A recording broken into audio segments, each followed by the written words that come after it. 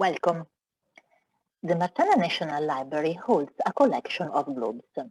The most important ones are the printed Celestial and Terrestrial by Vincenzo Coronelli, the first ones made in the large size of 3.5 foot.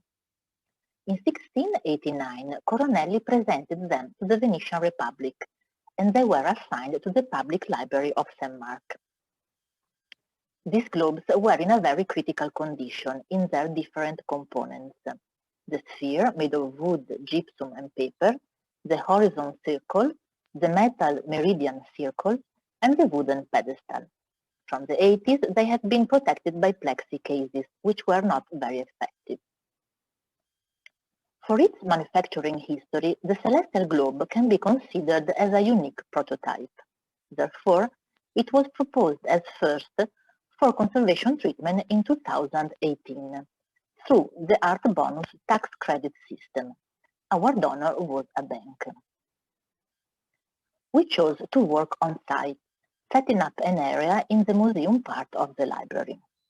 Due to the object dimensions and to the complex conservation issues to be faced, the treatment was going to be long and with step-by-step decision-making. This formula has been appreciated by the museum visitors as well. In 1681-1683, Coronelli was in Paris, working at the two monumental globes for the King of France. They were completely hand-painted. Then he came back to Venice, ready to set up a printing workshop in the Frari convent where he lived, for the production of large-dimension globes and of other cartographic materials. The terrestrial globe was entirely designed and produced in Venice. For the celestial one, the gores were particularly difficult, and he asked Jean-Baptiste Nolin in Paris to get the best quality engravings of the constellation figures.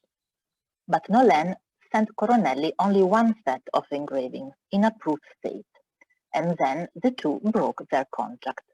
For this reason, the Marciana copy is a unique one. We can see here some examples of different celestial engravings that Coronelli produced for his later editions of the globes. As Nolin engravings were not complete, Coronelli had to add many details by hand, apart from the standard hand coloring of the zodiac figures. This intervention deeply conditioned the conservation process. Moreover, this first set was a presentation copy to the Republic, and so it had to be the most luxurious. Here we see the constellation names and symbols of the stars written with iron gall ink, brass nails for stars and comets, more than 1,000 nails, and thick paper strips for the meridian circles. They were gilded and painted in blue-green shade. Here we see the green line painted in as comet trajectories, inscription about the comets and other contents, and then iron gall ink for the dressed brocade-like decoration. And then the dedication was manuscript and as well the cartouche. In 1952, the globes underwent a substantial restoration process, which further complicated our work.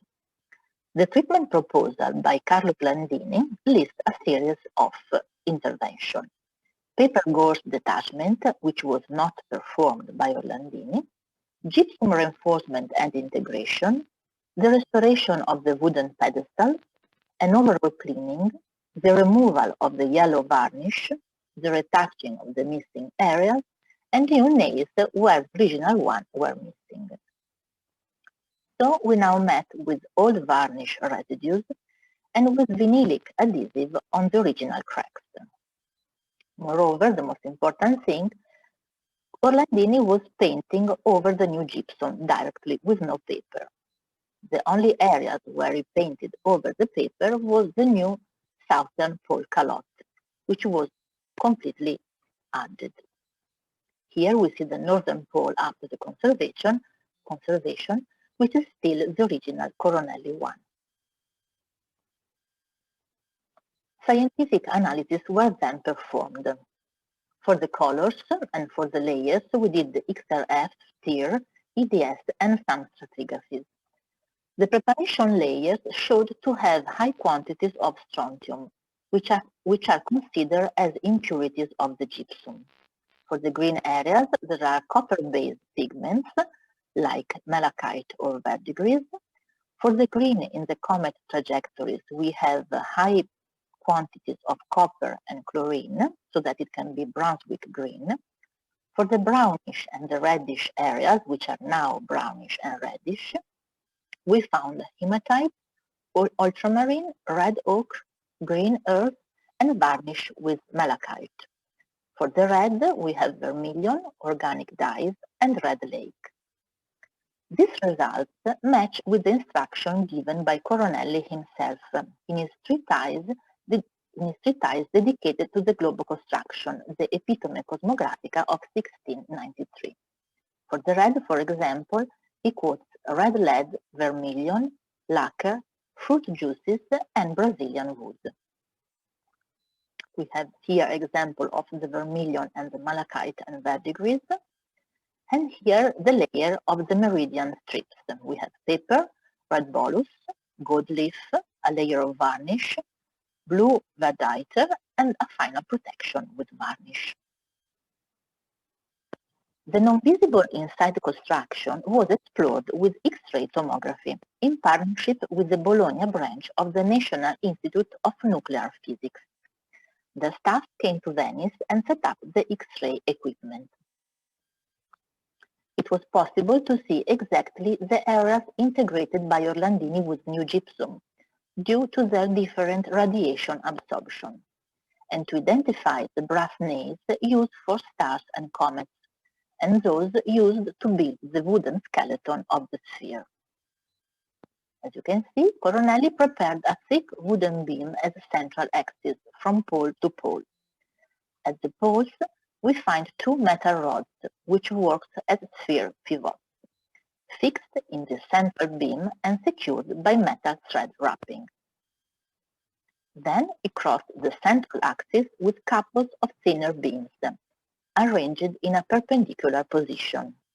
These beams are fixed to horizontal rings with decreasing measures, made of 4 parts and joined together by small planks, which you see in purple. Finally, on the external, very thin planks are curved and converge to 2 caps at south and north pole in a barrel-like construction. We see here a video which shows very clearly the inside construction.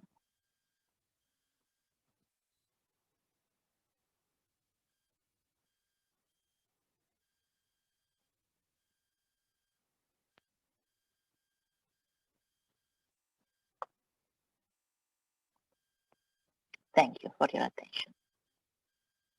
I'm Mike Toth with RB Toth Associates, and I'm going to discuss the multi-spectral imaging of the Coronelli globe, which was yet another level of technical assessment along with the FTIR, XRF, and other technologies discussed by Silvia.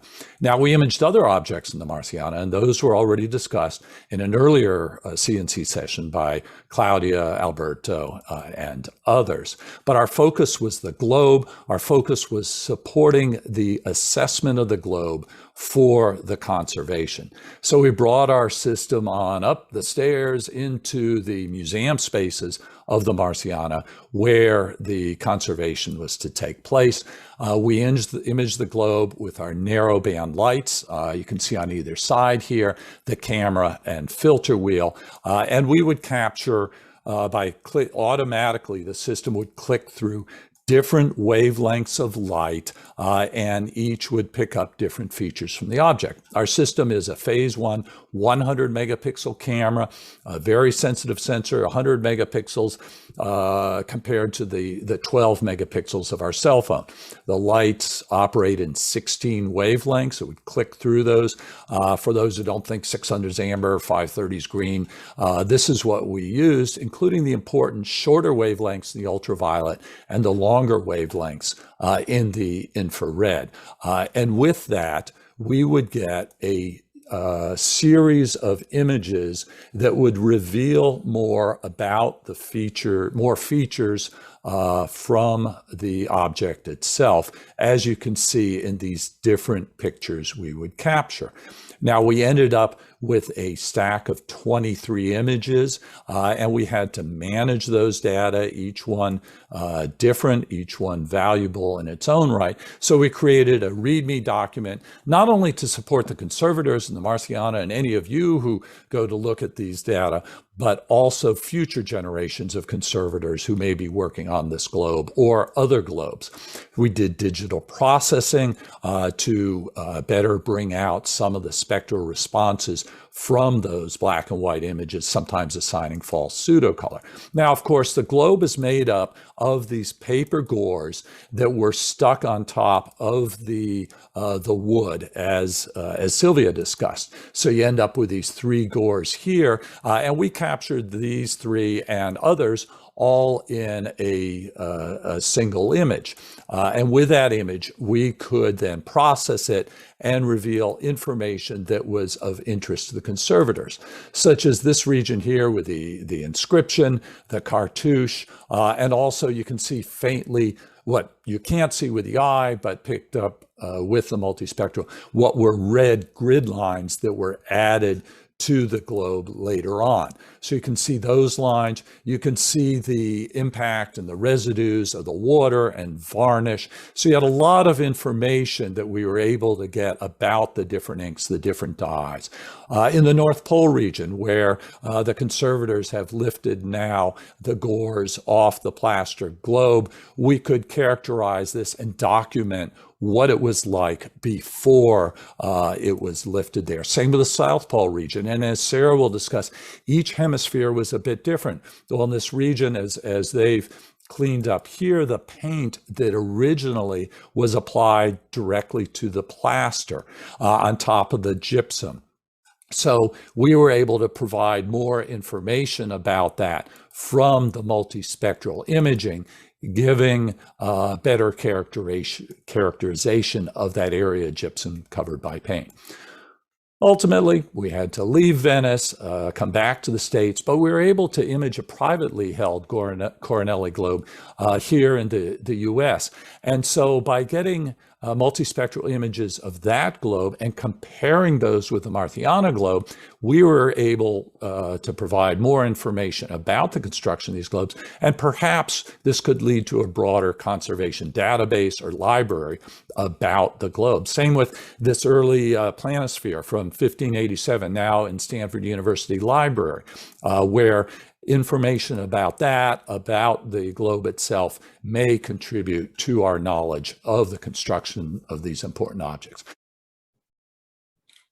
Due to the complex construction and to the condition of the globe, the conservation treatment involved very different issues. I'm going to illustrate only the most relevant phases with a focus on its executive choices: paper cleaning with solvent surfactant gel, rust spot treatment, loss integration with Western paper and Solca-Floc cellulose powder, final surface protection.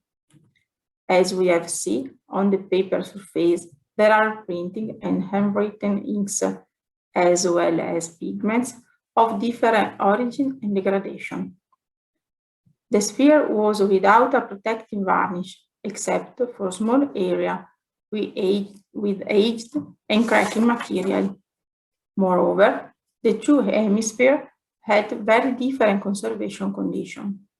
In the northern one, dust and dirt were incorporated into the paper fibers and created an overall opaque gray tint. In the southern one, the condition was much better. An anoxic treatment was performed. Then an overall dry cleaning followed. Then we approached the problem of removing the stain and the aged varnish residues. With the help of Paolo Cremonesi, we performed a wide variety of tests to find out the best cleaning solution to reduce the water intake of the paper to a minimum. we worked with water in oil emulsion, emulsion with a chelating agent, with a buffer solution at 7 or 8 pH, solvent surfactant gels with the same buffer solution. As you can see from the diagram, throughout the cleaning phases, I modified the gel and its processing time according to the quantity and type of deer to be removed. In the southern hemisphere, I used a solvent surfactant gel with 1 aqueous part and a processing time of 5 minutes. In the northern hemisphere, I used a solvent surfactant gel with 2 aqueous parts and the processing time of 10 minutes. Both gels were applied, moving them gently with the brush on the paper surface during micellar contact. At the end, they were rinsed with hydrocarbon. In the same area with the modern polyvinyl adhesive stains, I added benzylic alcohol or methylamyl ketone to the gel. The paper on the horizon circle presented some additional problem. Very dark and rusty spots due to the ancient metal plates joining the 2 wooden semicircles. I lifted the damaged paper from the wooden super. Then I covered the wood surface to make it smooth and to isolate it. And then I proceeded with tests to lower the stains. A good result was obtained using a rigid agar gel with a reducing agent and a chelating agent. To be effective, this rigid agar gel was left on the paper for quite a long time, and then it was rinsed away with application of another rigid agar gel containing only water. For the loss integration of the larger area in the southern pole, I choose a Western paper from Griffin Mill, dyed before application and then retouched. For the many small paper abrasion and cracks, the Japanese paper resulted to be very visible on the sphere surface, even if only its fiber were used. Therefore, we decided to test the Sulcofloc methylcellulose powder, a material recently tested in paper conservation. The Sulcofloc powder is initially very white, but it is possible to obtain some basic shade before using it. To get to the right color matching the globe paper color, we cooked the paper to different degree, then rinsed in water, filtered, and dried it. In this case, the powder mixed to methylcellulose and then sprayed was not the best option, because what I was looking for was a more consistent poultice, solid, like plaster, but made of a material consistent to paper, able to fill the surface abrasion and cracks. For this purpose, the methylcellulose, even of various types, was too viscous and incorporated too little powder. The best solution turned out to be the Sulcofloc powder, mixed with 4% gelatin. The sort of plaster thus obtained was applied to the damaged area with a spatula. Once dry, it was softly smoothed with a methylcellulose pad, bringing a very limited amount of water. In this way, only the extra material was wiped off, and a perfect base for the final chromatic retouching was created. The application, the production once dry before removing the excess material, the final result before the chromatic retouching. And the last step, as the original varnish had almost completely gone, we tried different products to get the same glossy effect. We preferred to avoid any varnish paint. Due to the old restoration, the paper had become very porous and absorbent, and different kinds of methylcellulose or QCG were not satisfactory. Eventually, the best result was given by the application of 2 layers of isinglass, which gives an even and shiny final looking. At the same time, isinglass works as a sizing agent and gives the paper more strength. The old plexi case was unsuccessful because it was not tight closed and the environment light was too low to appreciate the globe details. Moreover, it was impossible to have access to the globe to check its condition. A new glass case was designed with internal LED lighting, which can be dimmed. One side can be open, and under the globe is hidden a rotating platform so that it is possible to have access to all its sides. Thank you for your attention.